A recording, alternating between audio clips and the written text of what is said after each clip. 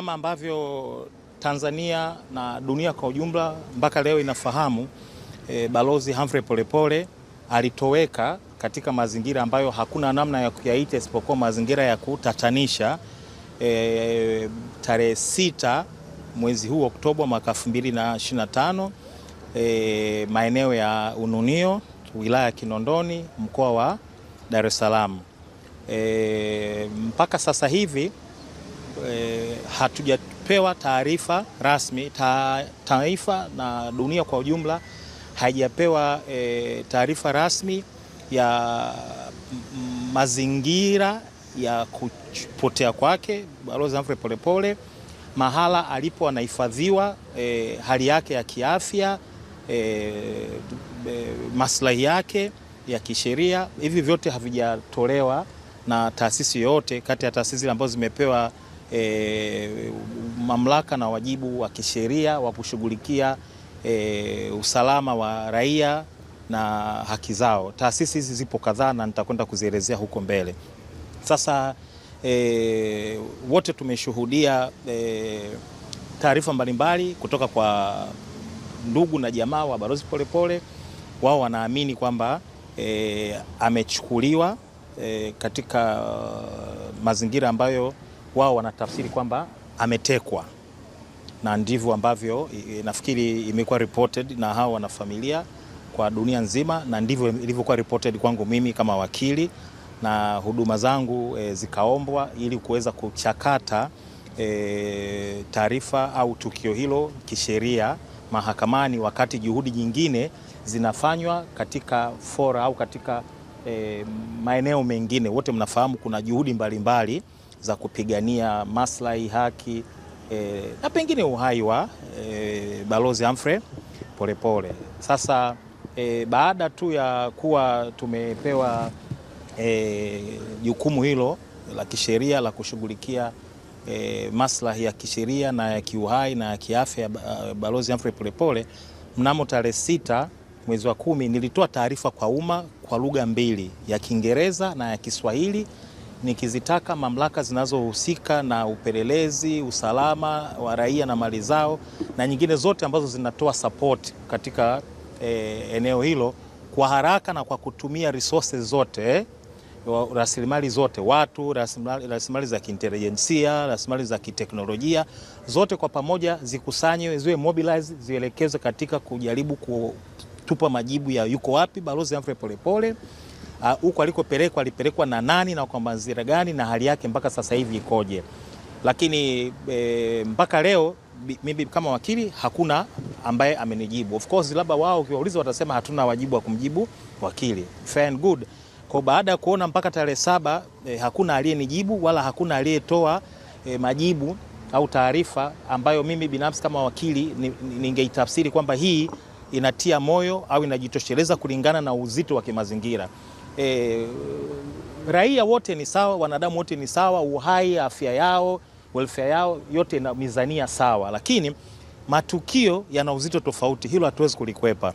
Anapotoweka balozi ambaye amehudumia taifa katika nchi mbili, alikuwa msemaji au katibu uenezi wa Chama cha Mapinduzi, aliyekuwa mjumbe wa tume ya kurekebisha katiba, huyu mtu haingii akilini kiusalama, kimantiki, kisheria kwamba anaweza kutoweka katika mazingira yale yaliyotoweka, halafu mpaka leo hii tunazungumza hapa mahakamani bado hatujaweza kupata majibu ambayo yanaridhisha. Kwa hiyo baada ya kuona yote, mimi nikaamua kufungua maombi katika mahakama hii kuu kwa chini ya hati ya dharura, maombi namba 2451/4 mwaka 2025, mleta maombi akiwa Humphrey Polepole dhidi ya Inspector General wa polisi kama mjumbe wa kwanza, mwanasheria mkuu wa serikali, mkurugenzi wa mashtaka, kamanda wa jeshi la polisi kanda maalum ya Dar es Salaam, pamoja na mkuu wa upelelezi wa kanda maalum ya kipolisi Dar es Salaam. Kwa hawa wote tunaamini kwamba mmoja mmoja au wote kwa pamoja wanaweza kuisaidia mahakama mahala au taarifa za alipo Balozi Humphrey Polepole, na ndivyo tumesema katika kiapo kwamba tunaamini hawa wote kwa umoja wao wa kitaasisi au kwa mmoja mmoja wanaweza kuisaidia mahakama iweze kutoa taarifa. Aina ya maombi tuliyofungua yanaitwa kitaalam habeas corpus. Ni neno ambalo tumelirithi ni la Kilatini. Kama mnavyofahamu, baadhi ya sheria zetu zina reflect utawala tuliopitia wa Kiingereza, na kuna baadhi ya nyaraka au mbinu za kisheria niseme au taratibu za kisheria tumezirithi. Kwa habeas corpus tumeirithi, lakini ni aina ya maombi ambao unaipeleka mahakama kuu, ukiomba mahakama kuu iwaamuru watu au taasisi ambao unaamini wanamshikilia mtu au watu wamlete mtu huyo mahakamani au taarifa zake, ili mahakama iweze kufanya mchakato wa kisheria, ikiwemo kuamuru kama kuna mashtaka au sababu nyingine za kisheria za kumfikisha mahakamani, basi afikishwe mahakamani, au la imwachie kwa dhamana au kwa masharti mengine. Kwa hiyo tumeleta maombi hayo chini ya hati ya dharura, na tunashukuru mahakama kuu kwa haraka imeyapangia leo kutolewa amri kadhaa za kisheria mbele ya Jaji Salma Magimbi, na tumejadili mambo kadhaa ya kisheria huko mahakamani, likiwemo kwamba tulileta ombi dogo kwamba wakati wenzetu wanaleta viapo kinzani, kwa sababu ni haki yao kuja kusema hatujui alipo au tunajua alipo au mambo kama hayo, kwamba wakati hao yanaendelea, basi Balozi Humphrey Polepole, mahakama itoe amri kwamba Balozi Humphrey Polepole aletwe mahakamani wakati mambo mengine ya iwapo anashikiliwa kisheria au la yakiendelea. Kwa hiyo tumejadili na mawakili wa serikali ambao walimwakilisha mkurugenzi wa mashtaka. Bahati mbaya mawakili kutoka ofisi ya mwanasheria mkuu wa serikali, mwakilishi wa IGP, mwakilishi wa au yeye mwenyewe kamanda wa polisi kanda maalum ya Dar es Salaam au mkuu wa upelelezi kanda maalum ya Dar es Salaam ya kipolisi hawakutokea, na tumeomba amri kwenye eneo hilo. Na amri nyingine ambazo sitaki kuwachosha sana ni mambo ya kisheria zaidi. Hayo yamejadiliwa mahakamani na yatatolewa uamuzi mdogo majira ya saa 8 leo hii. Kwa tutapata maelekezo zaidi namna kulichakata kimahakama swala hili linalomzunguka Balozi Humphrey Polepole saa 8 mchana. Sasa kwa nini tumechukua hatua hii? Kanaposema tumechukua hatua hii kwa sababu mahakama mwisho wa siku ndio final arbiters, at least kwa mimi mwakili, kwamba juhudi nyingine wakati zinaendelea, mahakama ndio inaweza kutoa amri ambayo mtu hawezi kuikataa, na akikataa anaongea na mahakama. Sasa sio na sisi mawakili au ndugu wa Bwana Humphrey Polepole. Ndio maana tumekimbia mahakamani kama ninavyosema.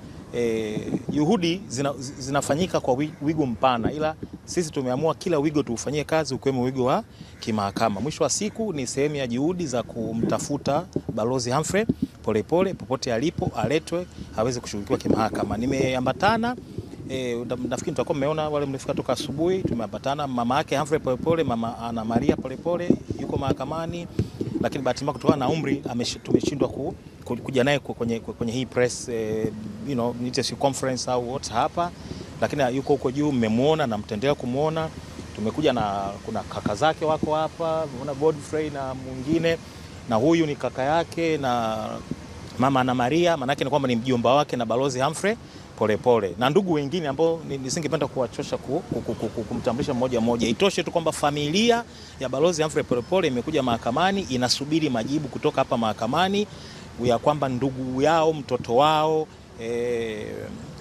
mpwa wao yuko wapi. Kwa hiyo sio kazi ndogo ambayo tunaifanya na sio mzigo mdogo ambao uko mahakamani, lakini tutaendelea kuwekeza juhudi zote katika mahakama katika kesi hii na mambo mengine ya kisheria ambayo tutaenda kuyafanya ili kuhakikisha kwamba taifa linafahamu na familia inafahamu, dunia inafahamu mahala alipo Balozi Humphrey Polepole au nini basi kimempata na kimempata katika mazingira gani.